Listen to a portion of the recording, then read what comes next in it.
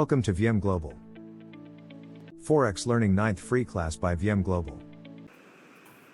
हाँ जी, last time हम लोगों ने लास्ट फंडामेंटल एनालिसिस के लास्ट टाइम हम लोगों ने क्लोज किया था।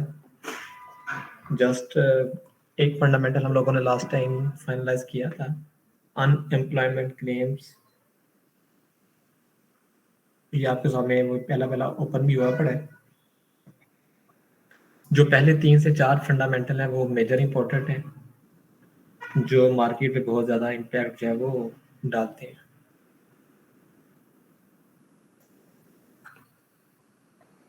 सेकंड नंबर पे आज हमारे पास आएगा अनएम्प्लॉयमेंट रेट। ये बेसिकली ये वो 3 फंडामेंटल है जो मैंने आप लोगों को बताया था कि जो एवरी मंथ फर्स्ट फ्राइडे को मार्केट में आते हैं। Every month first Friday 6:30 PM पे पाकिस्तानी टाइम जो है उस पर जब वो मार्केट में आते हैं। अगर इसको हम लोग थोड़ा सा ओवरव्यू करें तो ये आप फॉरेक्स फैक्ट्री पे जाएंगे, एवरी मंडे फर्स्ट फ्राइडे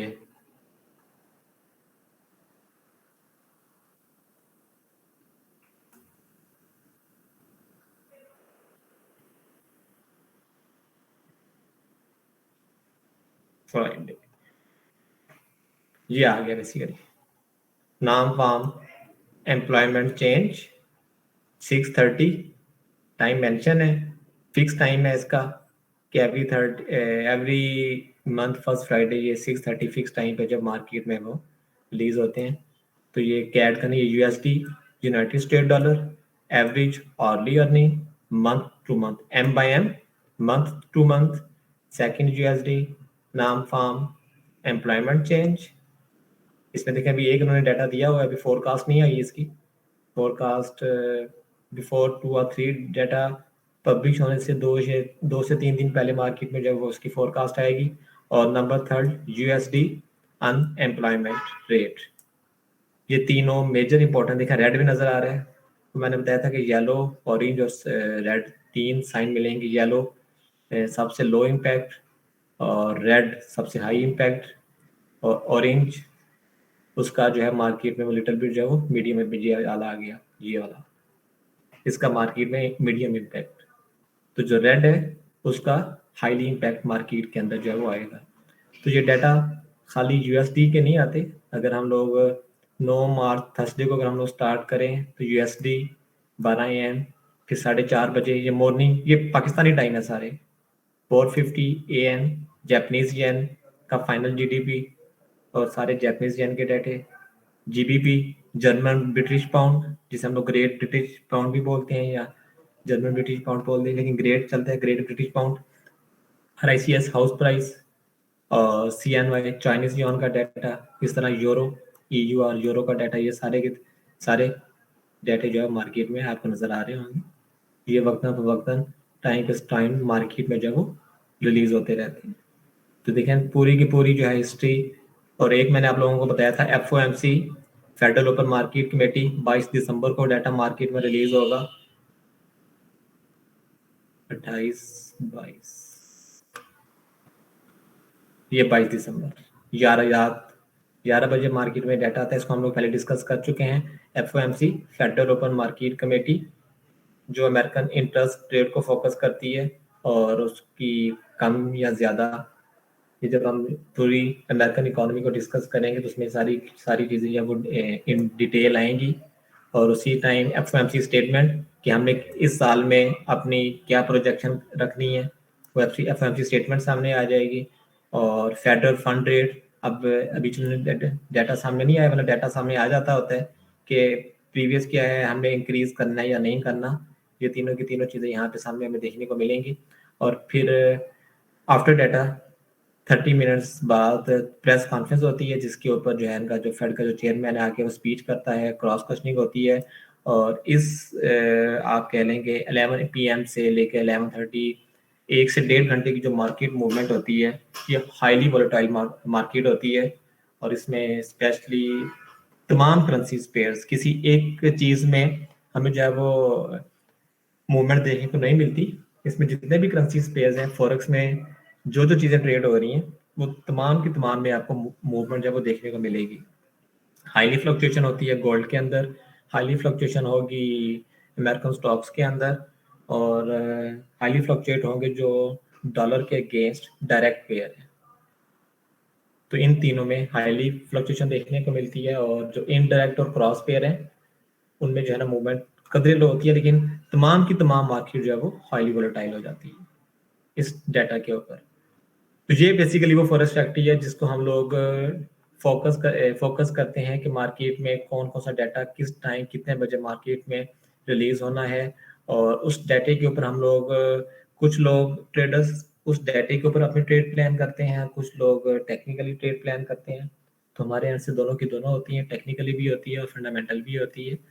तो ये तमाम के तमाम वो चीज़ें आपको देखने को मिल रही हैं जिसके ऊपर मार्केट जो है वो वोलेटाइल हो रही होती है। फिर कुछ हमारे पास ऐसी साइट्स हैं जहाँ से हम लोग डिफरेंट न्यूज़ को कैप्चर कर रहे होते हैं, लाइक एज reuters.com हो गया। इसमें आपको बिजनेस से रिलेटेड तमाम की तमाम जो है वो न्यूज़ आ रही होती है। अभी न्यूज़ क्योंकि इनिशियल फेज है, तो किस न्यूज़ का किस इकोनॉमी पे इम्पैक्ट पड़ेगा और किस करेंसी पेयर पे उसका इम्पैक्ट पड़ेगा वो भी आप लोगों को आइडिया नहीं होगा, लेकिन ये बेसिकली वो न्यूज़ हैं जो वक्तन फवक्तन मार्केट में आती हैं और मार्केट के ऊपर जो है वो अपना असर मार्केट को फ्लक्चुएट कर रही होती हैं।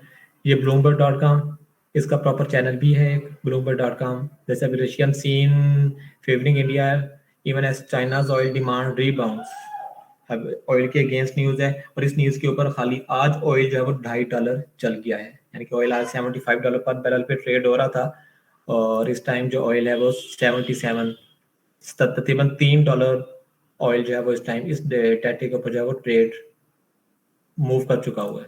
तो ये सप्लाई एंड डिमांड के अकॉर्डिंग न्यूज़, तो ये न्यूज़ अप टू डेट रहते हैं तो मार्केट में हमारी जो एंट्रीज हैं वो हम लोग अपने जो लॉस हैं उनको हम लोग मिनिमाइज कर सकते हैं। ऐसा नहीं है कि हम लॉस बिल्कुल ही नहीं करते, इन डाटा से फंडामेंटल से अप टू डेट रह के हम अपने जो लॉसेज हैं उनको मिनिमाइज कर सकते हैं, कम से कम कर सकते हैं। अगर एंट्री हमारी रिवर्स में है तो मिनिमम लॉस पे हम लोग अपनी एंट्री को कट एंड रिवर्स कर सकते हैं।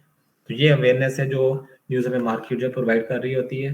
फिर इन्वेस्टिंग टेम्परेरी डाउन मेंटेनेंस, अच्छा फिर एफएक्स ट्रेड है, ये भी तमाम के तमाम इसमें आपको तमाम की तमाम चीज़ें जब देखने को मिल रही होती हैं। और ऑयल एंड गोल्ड से रिलेटेड स्पेसिफिक साइट है जो खाली ऑयल एंड गोल्ड में तमाम की तमाम न्यूज़ जो है वो आ रही होती हैं। तो ये सारा दिन काम होता है इन आर्टिकल्स को स्टडी करना, इन न्यूज़ को स्टडी करना, इनमें से की पॉइंट्स को निकाल के और oil and demand and supply को मेंटेन करते हुए मार्केट में अभी चीज़ें जो है वो मेंटेन कर रहे होना। तो ये डिफरेंट साइट्स है, और भी बहुत सारी साइट्स है। हर कोई अपनी अपनी मर्जी के मुताबिक जो है ना जिसको जहाँ से इजी मिल रहा होता है वो न्यूज़ को देख रहा होता है। तो ये कुछ पॉपुलर साइट्स हैं कि जिनके ऊपर न्यूज़ जो है वो अपडेट्स हो रही होती हैं। तो हमारा था आज का सेकंड डाटा था unemployment rate. It is the percentage of total work force. अब परसेंटेज जहाँ पर भी बात है कि आप जब हम लोग स्टार्ट करते हैं तो पहली चीज हम लोग जब परसेंटेज में आते हैं तो डेफिनेटली जेन में पहली चीज क्लिक कर जाती है कि परसेंटेज हम लोगों ने निकालनी कैसे है। तो उसको टोटल वर्कर्स को जो अभी हम लोग परसेंटेज निकालते हैं डिवाइडेड बाय 100, तो percentage it is the percentage of total workforce that is unemployment, जो अनएम्प्लॉयमेंट है एंड एक्टिवली सीकिंग एम्प्लॉयमेंट के वो लोग जो अनएम्प्लॉयमेंट जो बेरोजगार हैं और रोजगार की तलाश कर रहे हैं। तो ये उनकी परसेंटेज है ड्यूरिंग द प्रीवियस मंथ। तो ये जो भी डाटा होता है वो ड्यूरिंग द प्रीवियस मंथ होता है। ये हमने जो पिछला डाटा निकाला था अनएम्प्लॉयमेंट क्लेम्स वो एवरी वीक आता है, वो वीक टू वीक वेरी कर रहा होता है, और अनएम्प्लॉयमेंट रेट का जो डाटा है ये मंथ टू मंथ आता है। तो ये इसका data month two month very कर रहा होता है, तो चीजों में थोड़ा सा डिफरेंस है। The number is release usually on the first Friday after the month and. वही बात आपने दिखाया भी है कि मंथ एंड के पहले फ्राइडे को डाटा जो मार्केट में रिलीज होता है। बेसिकली डाटा बताता क्या है कि कितने लोग बेरोजगार थे और कितने लोग जो है रोजगार जो है वो बेरोजगार से रोजगार की तरफ जा रहे हैं, उनकी जो टोटल परसेंटेज है वो निकालती है अनएम्प्लॉयमेंट रेट। तो अनएम्प्लॉयमेंट रेट भी जितना इकोनॉमी के लिए अच्छा होगा उतना इकोनॉमी के लिए अब परसेंटेज है परसेंटेज जितनी ऊपर जाती जाएगी जितनी नीचे आती जाएगी, ये आप लोगों को अंडरस्टैंड करने में आसानी है कि परसेंटेज लो होगी तो फायदेमंद है या परसेंटेज हाई होगी तो फायदेमंद है। इसके अकॉर्डिंग इंपॉर्टेंस हमारे पास आएगी। although it's generally is viewed a lagging indicator, दो चीज हमारे पास इंडिकेटर थे, एक लीडिंग इंडिकेटर था और एक लैगिंग इंडिकेटर था। अभी इसको मैंने डिस्क्राइब नहीं किया, तो ये भी लैगिंग इंडिकेटर है जो इकोनॉमी पूरी की पूरी इकोनॉमी को डिस्क्राइब करते हैं, यानी कि वो डेटा जो पूरी इकोनॉमी को मूव करने की एबिलिटी रखता हो। तो it's a lagging indicator. The number of unemployment people is an important signal of overall economy health. अब वही बात आ गई कि जितने लोग बेरोजगार, जितने लोगों के पास रोजगार होगा तो उतनी उस मुल्क की इकोनॉमी अच्छी होगी, और जितने लोगों के पास रोजगार नहीं होगा उतनी उस मुल्क की इकोनॉमी जो है वो बेटर नहीं होगी। Because consumer spending is highly correlated. अब कंज्यूमर स्पेंडिंग क्या है कि जब लोगों के पास रोजगार होगा तो वो स्पेंड कर सकते हैं ना। जब एक लोगों के पास रोजगार नहीं है, उसको पर मंथ पे एक चीज जेब में इनकम नहीं आ रही, तो वो उस हवाले से स्पेंड नहीं कर सकता, अपनी जिंदगी की बेसिक नेसेसिटीज को फुलफिल नहीं कर सकता। बेसिक नेसेसिटीज की बात कर रहा हूँ, एक्स्ट्रा मॉडल लाइफ गुजारने की बात नहीं कर रहा। तो बेसिक नेसेसिटीज को फुलफिल नहीं कर सकता। With the labor market conditions, unemployment is also a major consideration for those steering the country's monetary policy. अब ये इस कंट्री की मॉनेटरी पॉलिसी बनाने में भी हेल्पफुल होता है। कैसे हेल्पफुल होता है? जब हम यूएस इकोनॉमी को डिस्कस करेंगे तो उसमें ये चीज आएगी कि किसी भी मुल्क में जब इंटरेस्ट रेट को बढ़ाया जाता है या इंटरेस्ट रेट को कम किया जाता है तो किन किन फैक्टर्स को मद्देनजर रखा जाता है, उसमें कौन कौन से फैक्टर्स हैं जिनको हम लोग फोकस कर रहे होते हैं और इंटरेस्ट रेट को हम लोग डाउन या अप कर रहे होते हैं। Impact on currency, if actual number is less than forecast, और वही चीज आ जाएगी the strengthen the currency, if actual number is greater then the forecast it will B weaker the currency. ये हम लोग दो लाइंस को बड़ा डिटेल में डिस्कस किया था कि एक्चुअल नंबर क्या होता है और प्रोजेक्टिव नंबर एक्चुअल नंबर में डिफरेंस क्या है, वो अगर अच्छा या बुरा आएगा तो उस पे करेंसी पे कितना इम्पैक्ट पड़ेगा। थर्ड नंबर पे हमारे पास non farm employment change. Non farm ये तीनों जो फंडामेंटल्स हैं ये एट ए टाइम मार्केट में पब्लिश होते हैं। अभी आप लोगों को जो मैंने दिखाया है ये तीनों के तीनों डाटा जो हैं ये 630 एक साथ मार्केट में जो आते हैं। It measures the change in the number of employed people during the previous month. अब कितने लोगों को प्रीवियस मंथ में रोजगार मिला है, the number of employed people during the previous month excluding the farming industry. अब इसमें फार्मिंग इंडस्ट्री इंक्लूड नहीं है क्योंकि फार्मिंग इंडस्ट्री में हाईली फ्लक्चुएशन होती है। फार्मिंग इंडस्ट्री में बहुत ज्यादा जो है वो मूवमेंट होती है, उसमें बहुत ज्यादा लोग इन भी होते हैं, बहुत ज्यादा लोग निकाले भी जाते हैं, और वो आपका सीजन टू सीजन वेरी कर रहा होता है। तो फार्मिंग इंडस्ट्री में चूंकि लोगों जो लेबर कंडीशन है वो हाईली फ्लक्चुएट होती है, तो इसलिए फार्मिंग इंडस्ट्री को निकाल के बाकी तमाम चीजों को कंबाइन करके जो जिन लोगों को रोजगार मिला है प्रीवियस मंथ में, इसमें वो चीजें जो वो काउंट हो रही होती हैं। तो ये चीज इसमें काबिल गौर है, एक्सक्लूडिंग द फार्मिंग इंडस्ट्री को निकाल के। This number is release monthly. ये जो दोनों फंडामेंटल है ये इकट्ठे रिलीज होते हैं ऑन द फर्स्ट फ्राइडे।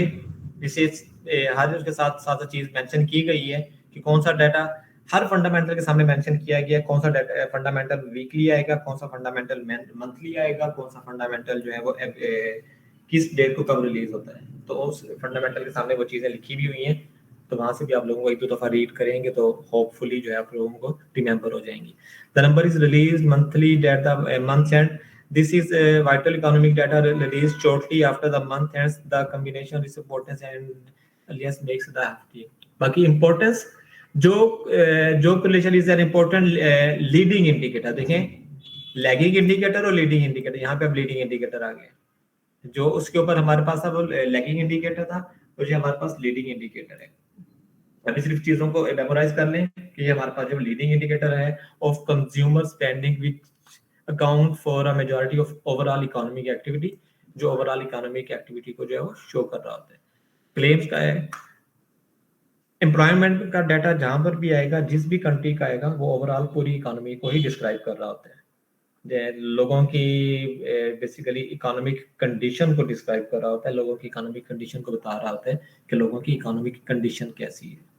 अगर एक कंट्री में अगर आप कह लें कि अगर एक स्पेसिफिक एरिया में अगर 100 लोग हैं और उसमें से अगर 80 लोग बेरोजगार हों, तो उस स्पेसिफिक एरिया में आप कह लें जब लोगों के पास स्पेंडिंग पावर नहीं होगी, तो वहाँ पे जो जो भी शॉप्स या जो जो भी फैक्ट्रीज काम कर रही होंगी, उनकी सेल इतनी हाईली कोरिलेटेड सेल नहीं होगी। वहाँ पे लोगों को इतनी मतलब वहाँ पे जो जो भी फैक्ट्रीज हैं उनकी सेल नहीं होगी, क्योंकि सिर्फ 20 लोगों के पास जो है वो कंज्यूम करने की पावर है, 80 लोगों के पास कंज्यूम करने की पावर जो है वो नहीं है, तो वो चीज़ों को बेटर मार्केट से जो है वो बाय नहीं कर सकते। तो इसी तरह से अगर आप कह लें कि अगर हमारे पास एक छोटा सा सिटी है, अगर उसमें 100 पीपल्स हैं, मतलब 100 फैमिलीज हैं, और उनमें से अगर 95 लोगों के पास रोजगार है, सिर्फ 5 लोगों के पास, 5 फैमिलीज के पास नहीं है, तो यहाँ पे 95 लोगों के पास स्पेंडिंग पावर है, 95 फैमिली जो है वो मार्केट में अपना जो है वो कंज्यूम, अपना अर्निंग जो है वो कंज्यूम कर सकती हैं। तो यहाँ की जो सेल्स होगी ओवरऑल तमाम चीज़ों की, वो ज़्यादा होगी। जो जितने भी वहाँ पे आपके डिपार्टमेंटल स्टोर्स हैं, जो जो भी गुड्स हैं बेसिक नेसेसिटीज़ को फुलफिल करने के लिए, उनकी जो सेल रेशियो है वो बहुत हाईली कोरिलेटेड होगी, बहुत ज़्यादा होगी। तो ये चीज़ें हैं कि जब लोगों के पास कंजप्शन पावर होती है और जब लोगों के पास कंजप्शन पावर नहीं होती। इंपॉर्टेंस ऑन करेंसी का मोस्टली सभी का सेम है। If actual number is greater than forecast it will strengthen the currency, और actual number is less than forecast it will the weaken the currency. अब हमारे पास आएगा purchasing manager index, PMI, purchasing manager index. Purchasing manager index basically है कि factories के लिए raw material जो है वो बाय किया जाता है।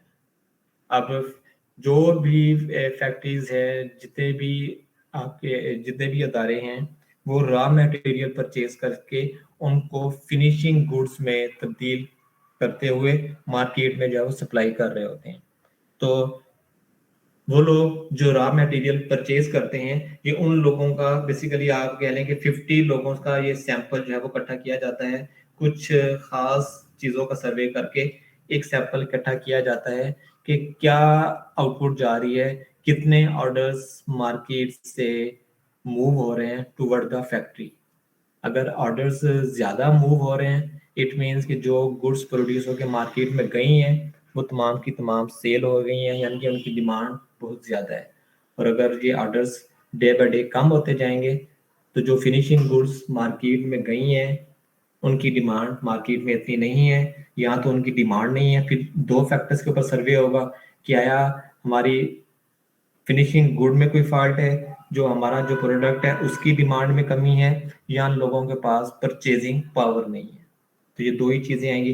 फिर इन चीजों के ऊपर बाद में सर्वे करवाया जाता है जब ये डिमांड इंक्रीज या डिक्रीज होती है।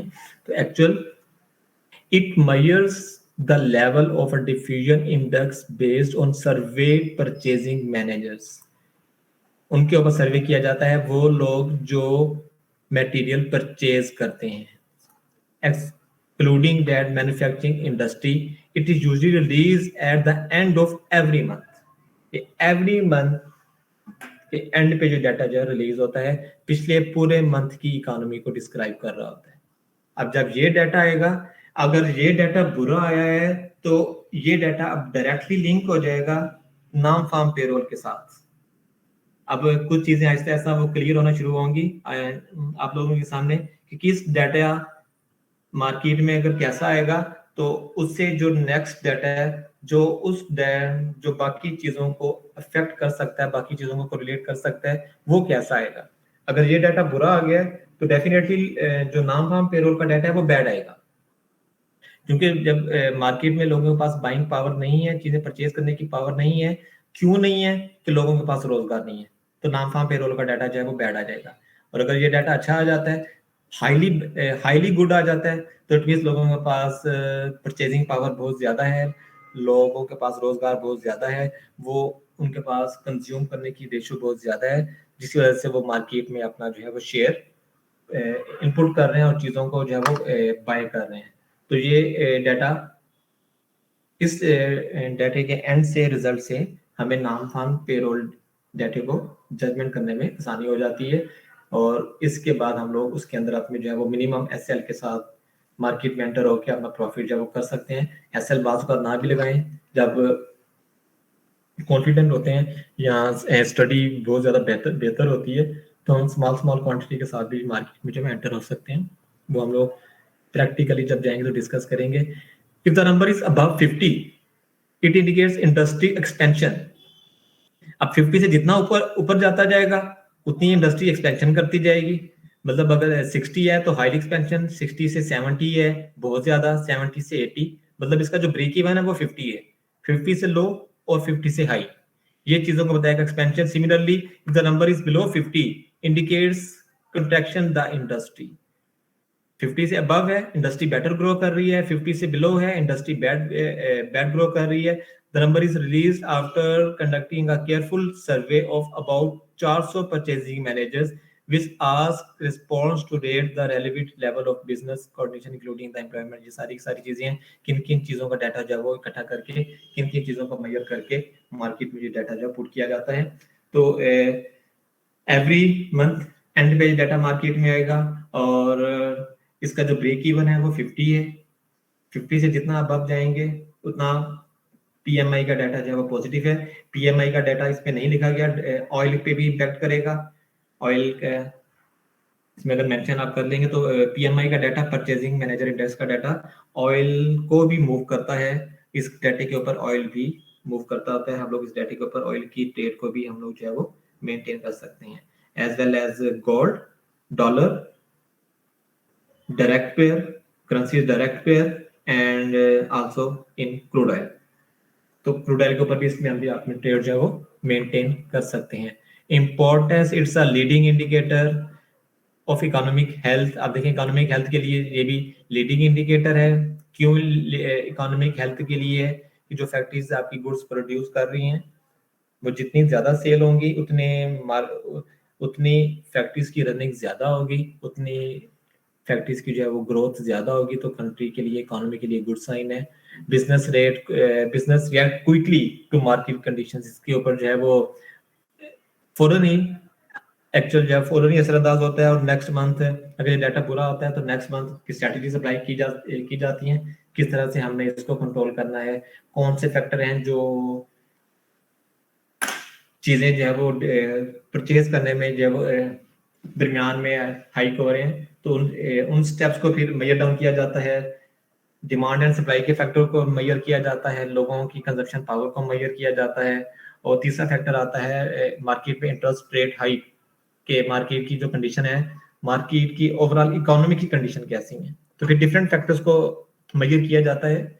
जब हम डिटेल इकोनॉमी में जाएंगे तो उसमें ये चीजें सारी की सारी आएंगी। बाकी impact on currency, if actual number is greater than, ये तकरीबन सभी के लिए सेम है। Actual number is greater than forecast it will strengthen the currency, और if actual number is less than forecast it will be the weaker the currency. तो ये हमारे ये वो तीन फंडामेंटल्स हैं जो आज हम लोगों ने डिस्कस करने थे कि किस तरह से मार्केट में कौन सी चीज़ें इम्पैक्ट डालती हैं। और साथ ही इनको आप लोग अगर जाके देखना चाहते हैं तो फॉरेक्स फैक्ट्री के ऊपर जाके आप लोगों को देख भी सकते हैं।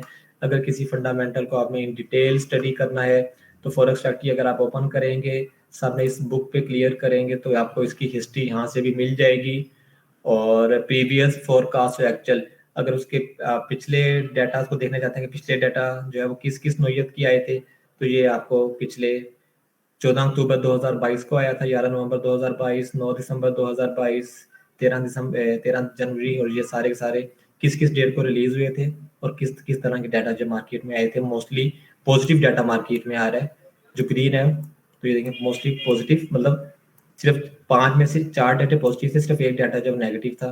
मतलब जिसकी अगर परसेंटेज निकालें तो 80% जो है वो इकोनॉमी ग्रो कर रही है। तो बाकी कंज्यूमर सेंटीमेंट किया गया, फर्दर डिटेल में जाएं तो इसमें आपको यहाँ पे डिटेल स्टडी भी मिल जाएगी। मैयर क्या है, फ्रीक्वेंसी क्या है, नेक्स्ट रिलीज कब होनी है, और notes why traders look financial, किस तरह से इस पे ट्रेडर्स इसको मेंटेन कर सकते हैं, डिराइव या तमाम चीज़ें आपको यहाँ से मिल जाएंगी अगर आप किसी डाटा को अगर आप इंडिविजुअली जो है स्टडी करना चाहते हैं। तो किसी दिन आप एक दिन निकाल के इसको देखें तो तमाम की तमाम जिस भी डाटा को आप देखना चाहते हैं उसके सामने आप सिंपल इस बुक को ओपन करेंगे और उसका वो देख लेंगे कि डाटा किस नौइयत का है। तो ये हमारा आज की सेशन था जिसमें हम लोगों ने आज 3 फंडामेंटल्स डिस्कस करने थे कि बेसिकली कौन से फंडामेंटल्स हैं और किस किस तरह से हैं। यहाँ तक किसी का कोई क्वेश्चन है तो वो मुझे पूछ सकते हैं। जी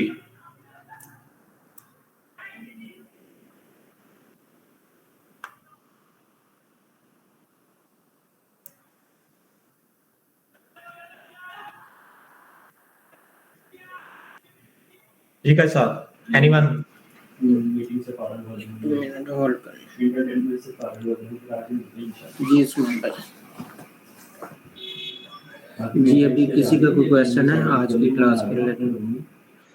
जी इसमें भी लैगिंग और लीडिंग इंडिकेटर का थोड़ा सा बता दें, आवाज कट हो गई थी आपने इसमें। उसको भी मैंने डिस्क्राइब नहीं किया, वो सिर्फ मैंने बताया कि कौन सा इंडिकेटर लीडिंग है और कौन सा लैगिंग है। अभी उनको इन डिटेल में मैं नहीं लेके गया, वो जब मैं यूएस इकोनॉमी की तरफ मूव ऑन करूंगा तो उसके अंदर की इन चीज़ों को जो है मैं लेके जाऊंगा। अभी सिर्फ आपको डाटा के सामने जस्ट ये बताया जा रहा है कि लैगिंग इंडिकेटर कौन सा और लीडिंग इंडिकेटर कौन सा है। उसकी जो डेप्थ है वो यूएस इकोनॉमी को जब हम स्टडी करेंगे उसके अंदर आएगी। जी ठीक हो गया।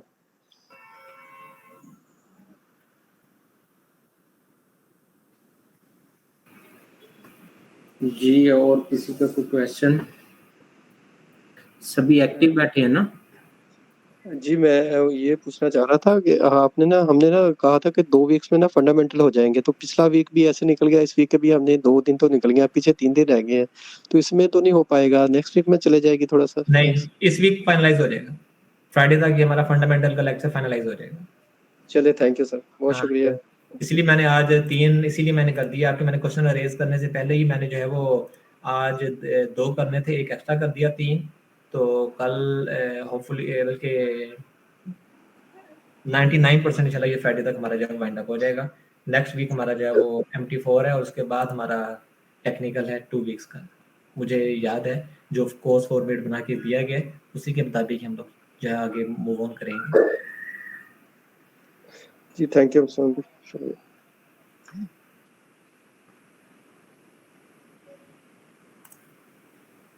जी इरफान भाई आपका कोई क्वेश्चन हो? नहीं मेरा क्वेश्चन तो आज कोई नहीं है, बस वो ठीक है, अभी मैंने लेक्चर तो लिया है, आधा लिया, आधा मिस कर दिया था। चलो मैं रास्ते में था ना, तो अगर रास्ते में निकल गया तो यूट्यूब पे आप जो है ना उसको देख। चलें, ठीक ठीक ठीक है, ओके ठीक है उस्मान भाई, फिर सुबह इंशाल्लाह 9:30 बजे नेक्स्ट क्लास करते हैं। चलें, ओके ठीक है, ओके, अल्लाह हाफिज़।